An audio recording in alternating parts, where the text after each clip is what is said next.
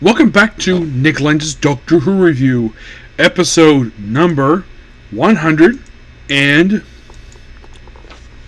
Unlike the last few episodes where I discussed series from New Who, this time I'm discussing a few specials. Released in the period of 08 to 2010. Excuse me. Now, the only reason why technically the Doctor didn't do another series, David didn't do a series after Series 4, not just because he was leaving, because he's busy with a play, so he did just these specials just to wrap up basically the character and then move on. Though we do mention something in the final, I think it was in the third to last story here, where last episode, where it actually gets a follow-up in the 50th anniversary special. We'll get back to that. So, in the very first special, the next Doctor, he goes to Victoria, England, which I believe this is the first time he's been here ever in New Who, to my knowledge. He would actually revisit this era a few times during Matt Smith's run, and of course once during Peter Capaldi. Yep, he runs into a guy who thinks he might be the next Doctor. He has a woman named Rose, and it turns out that this actually is not actually next Doctor. Also, the Doctor runs into, I kid you not, first time since Doomsday, the parallel universe Cybermen return and create their own Cyber King, which was something that was teased in Doomsday. I gotta admit, this story was a lot of fun. Yes, I like the Cybermen thing here as one last time we actually have a classic Doctor Who monster for David Tennant to fight, which I believe this was actually the 5th episode they appeared in during his era? Yeah, 5th. Which is interesting to say the least. Which I thought this was really cool. Excellent story. Next up is Planet of the Dead. Oh, by the way. Yeah, so in the case of these ones here, the theme is for these ones is that we actually bring back a concept from the Voyage of the Damned.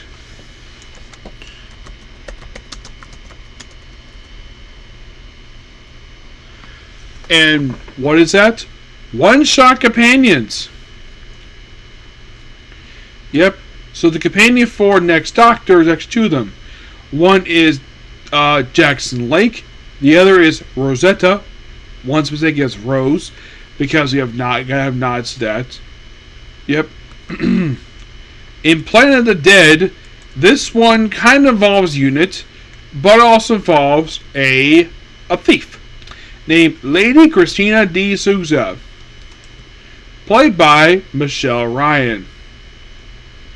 Yep, where she was the star of the short-lived Bionic Woman series. By the way, currently she's 41 years old. Yep, I'm sure she looks fantastic. Which this was the only time she ever appeared. She was just a thief, and she was actually offered to travel with the Doctor at the end of the story, but she sadly turned down. There's a small valuable unit in the story, but that's it. Next up, by the way, the writers, these ones, the first two is Rusty Davies. Rusty Davies writes all the stories here, but he has a co-writer with Planet of the Dead with Garrett Roberts, who was one of his writers from the previous series, which graded him for doing that. Then you have Waters Mars, written by Phil Ford, which this was actually one of two stories he ever wrote for Doctor Who. Excuse me. The other one being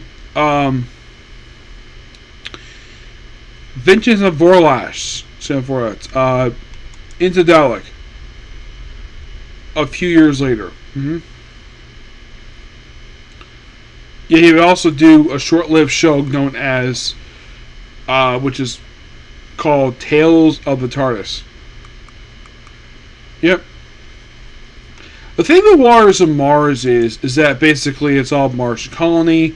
We also debuted the one-shot companion, Adeline Brooke, played by Lindsay Duncan. who may be at this point one of the oldest companions ever in Doctor Who. Yeah, and it's not a Christmas special. Oh no. And this came out in November 09. You see, here's when these were released. The first one, obviously, was Christmas Day, the December 25th, 2008. The second one was released just a few months later. I believe this was released for Easter, I think it was. Yes. April 11th, 09. The third one was released on November 15th, 2009. And then the last two released within a week apart. One Christmas Day, the other being on New Year's Eve. Christmas Day, 2009. New Year's Day, 2010. So in this story here, basically the Doctor is trying to save these people. And basically, this is one of those special time moments that cannot be altered. And and the fact that all the people in the story apparently died at some point toward the end of it, and the Doctor ends up saving all of them, this kind of indirectly leads into his end. There's also something teased, I believe, during the next one, basically. Well, I'll get to that. So, by the way, in this story here,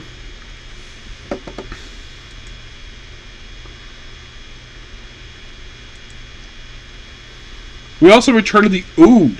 Yes. In this very brief appearance, which leads into the finale. Just a quick cameo here.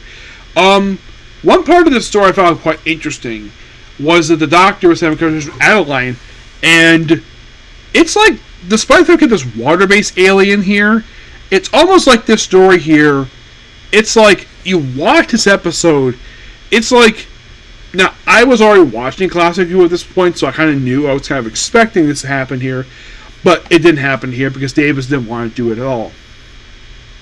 It is my personal theory in this very story that the original plain villain for this story, despite the fact no proof of this, my personal theory is that the original plain villain to the story was going to be the Ice Warriors. They were on Mars, you could have like the Ice Warriors here, but no, they didn't. Instead, they created some original monster for the story, which I'm like, why? This makes no frickin' sense at all to do this. Yes, of course, also by the end of it, despite the fact Doctor did alter their destinies a bit by also having, except for Adeline, who proceeded to walk into her house and shoot herself, and somehow her legacy is preserved. Despite what Doctor did, she just still did die, because she killed herself instead of being a hero and dying with part of the mission. The first expedition to Mars. I still think the story should have had Ice Warriors. But then, of course, we come to the two-part finale for the 10th Doctor era. The End of Time. Where we see the return of the Time Lords. First time we see these people in modern Who. We're like, we need to plan the end of time. And the president is spinning over the table when he talks. And we see who's playing this guy. It's James Bond himself, Timothy Dalton. By the way, it's revealed in part 2. This is Rassilon. I'm thinking, wait a minute. The founder of Time War Society came back? I thought he was in a tomb. Yeah, he came back for some reason. Not really sure why, but they did. And then they brought back this character when the Time Lords came back for a story during Peter Capaldi's run, where the guy got banished from Gallifrey. Yes. And this is the return of Gallifrey. First time in New Who, because it was mentioned the planet was destroyed, implied off screen. But they never actually showed its destruction. Yeah. So, and then we have this mysterious cult. We're basically working with Lucy Saxton. First time anybody's seen her since Last of the Time Lords. We're like, ooh, she has the essence of John Saxton, aka the Master. We're like, this is interesting. So, and then they proceed to revive the Master. Yes, John says back to the story like, haha, I'm back. And his wife's like, I hate you. Die. And then the whole prison explodes. You're like, what? But then the Master survives. Except he was incomplete. He has this weird thing about eating a lot of stuff. Like, This one scene, he eats a whole turkey. Like, whole. Like, what the heck is this? He's like, it's like he's so hungry. What the heck is this? And then we're like, he's doing the whole thing of, oh, hear the drums, and he runs the doctor again. And then we finally figure out what the drums are he heard from his initial previous appearance. The drums here he's hearing is the hearts of a Time Lord. I'm like, that's what the drums were we heard all this time? Which now the doctor can hear it. Like, I don't know if it's his own heart he's hearing or something else. I don't know. It's really weird. So yeah, there's also mention of Torchwood in here, because like, apparently they got artifacts from destroyed Torchwood in here somehow. This, of course, is, I believe, this particular two-parter is set after the events of Torchwood Series 3, and which was basically subtitled to be Children of Earth, which was a really good 5-part story.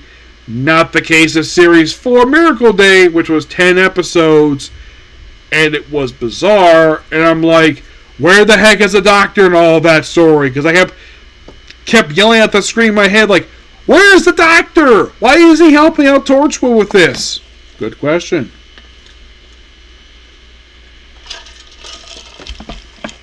So it's this millionaire and his daughter gets involved with the story, and they're bringing the master, and then like, ooh, what's the master plan?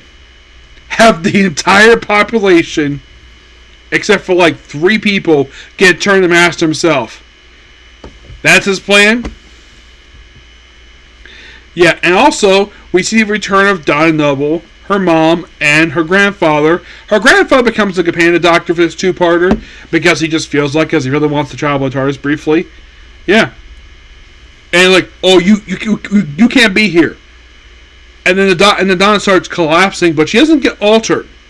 And then later on, Max finds out what the doctor, like, oh, that's what you did with her. And she's perfectly fine by the end of the story. Don't worry about that. So then, of course, basically, then they unleash this one of those machines they're building, which also involves basically this radiation room.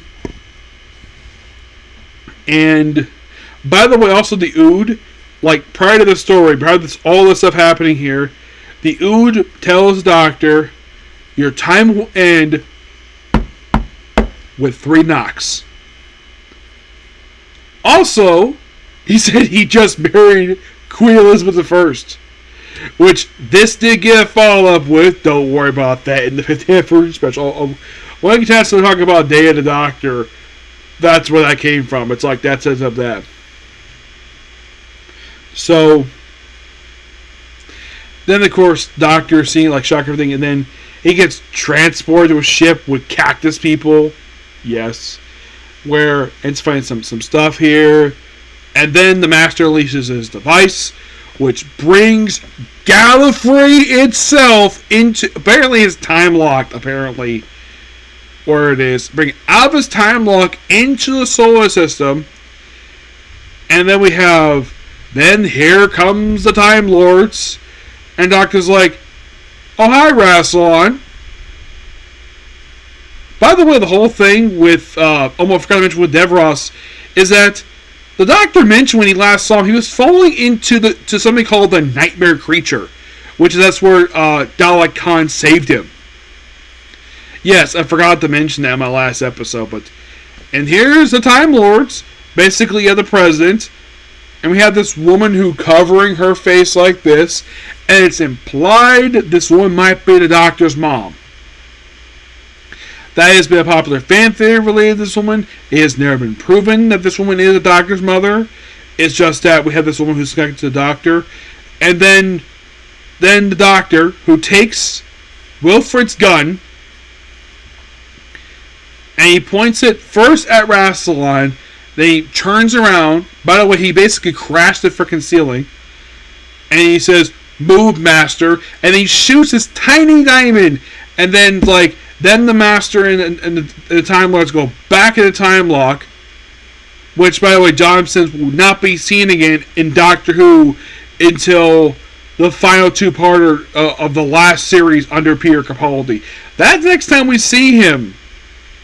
Yes, that version, Doctor.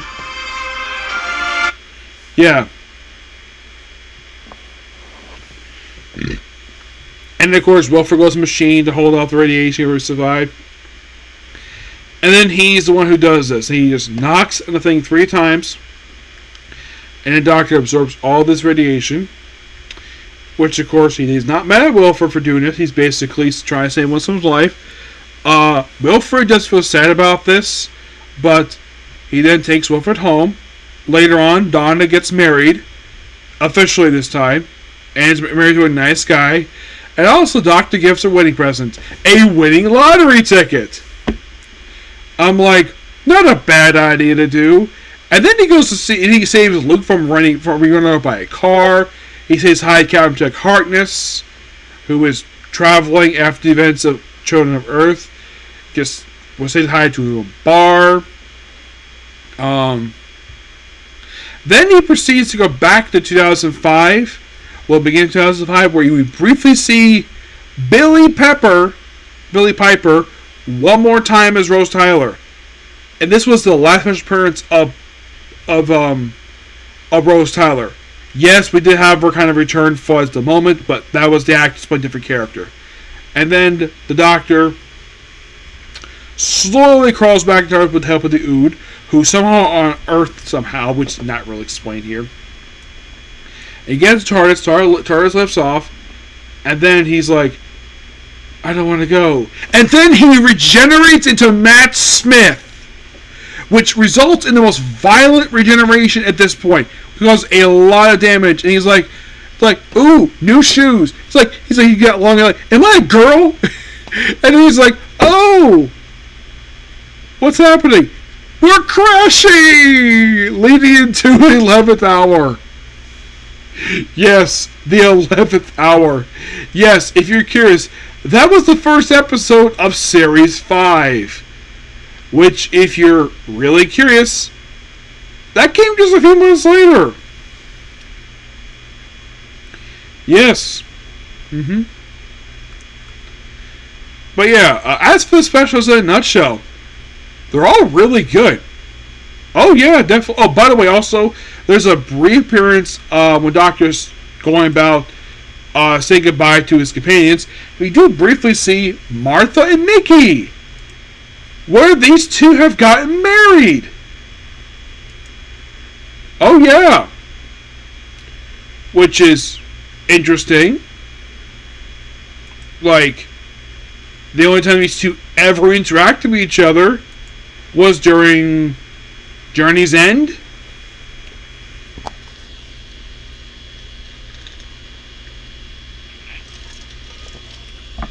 I'm like, that's interesting. Yeah, I'm not sure how in the world these two got married. Like, oh, they're married now. Okay. Yeah. They're married. And, well,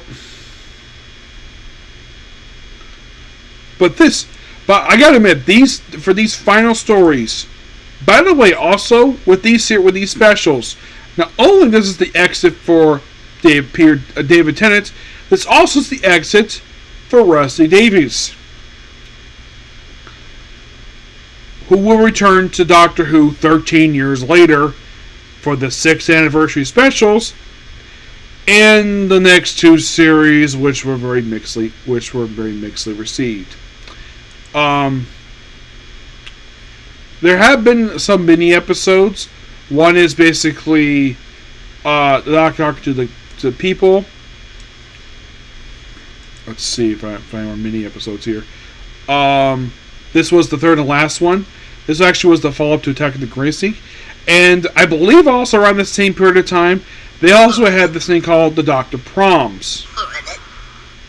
Where, get this, I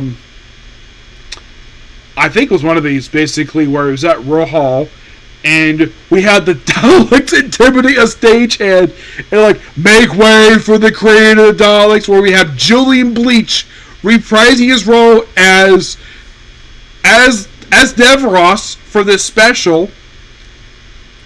I thought this was so cool, the fact that we have the Daleks show up in this story. And it's mostly put it is so cool, this particular special. Because this brings about the return, like, basically, it's a Dalek, like, and here's the really cool thing about this, about these little specials. The fact that,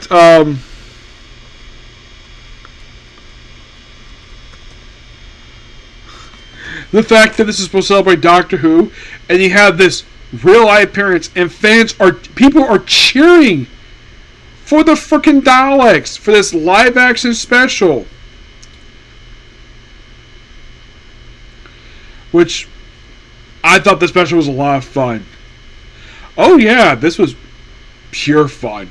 I loved watching this. This was quite interesting, and basically, get this. They wanted the composer to... You're going to love this. They wanted him to play the Dalek music. Yes, play the Dalek music.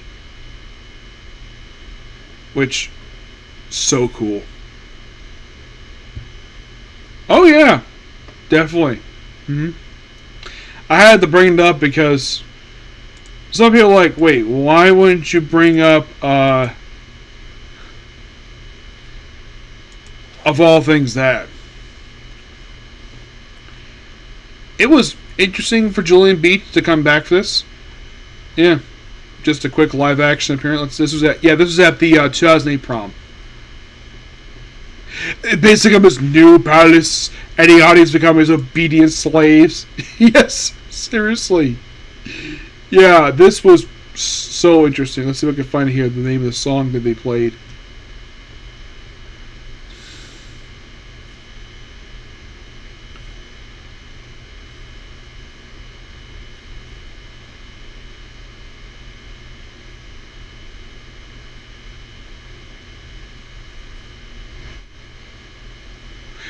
Yeah. Introduction by... Come on, Corey. Basically, Jackie. Introduced by two Daleks and Devros. Yeah, it's called the Daleks and Devros. And the composer is Murray Gold. Yeah, I had to talk about this. See this little appearance. Look it up on YouTube. It is just awesome. This whole thing. Yep. But now what to say about the 10th Doctor. Well, of course, yes, he will return for Day of the Doctor, but for his era, I gotta admit, his era was actually pretty good. Now, overall for his series, excuse me. So, for Series 2, which was his very first series, was there a bad episode in this one?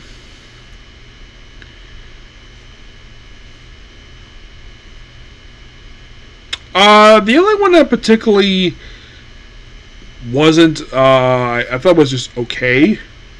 I think was terrible was actually Fear Her from his first series. But otherwise, though, first series had a lot of really good stories. Really important ones, mind you, yes. Series 3. This one had 10 good stories. It did have one really bad one. I would say up until you got to, a lot of Series 2 was really good. I think Series 10 had one bad one. 4 was just pure awesomeness. I love Series 4. It had, banger after banger. It's just, I thought Midnight was okay, but gotta admit, for that 4th series was really good. As for the specials did not have a bad one. Davis hit out of the park with every single one. If I wanted to list off basically what my favorite special of all of these is The End of Time. This amazing 2-parter.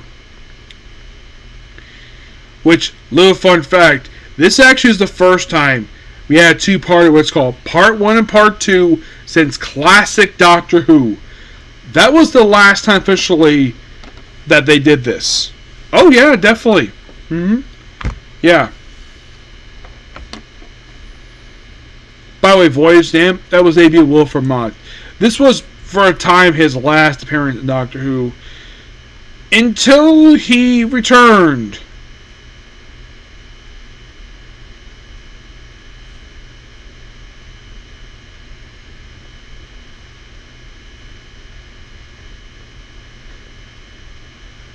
In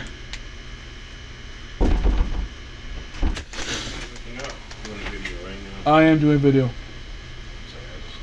Okay. Yeah, he returned 13 years later for the first of 3 specials for the 14th Doctor. Yep. Which I might watch in the future, but I'll get to it eventually. But yeah, that's the end of 10th Doctor. Now, the reason why I remember a lot of this stuff really well was because basically I have seen these episodes multiple times, a lot of them per se. I do remember some of the 11th Doctor stories pretty well, but I'll talk about that another time. Okay? So yeah, that's basically a particular review. Please be sure to like, comment, subscribe, turn notifications. Next up is the Apothecary Diaries. Okay? Bye.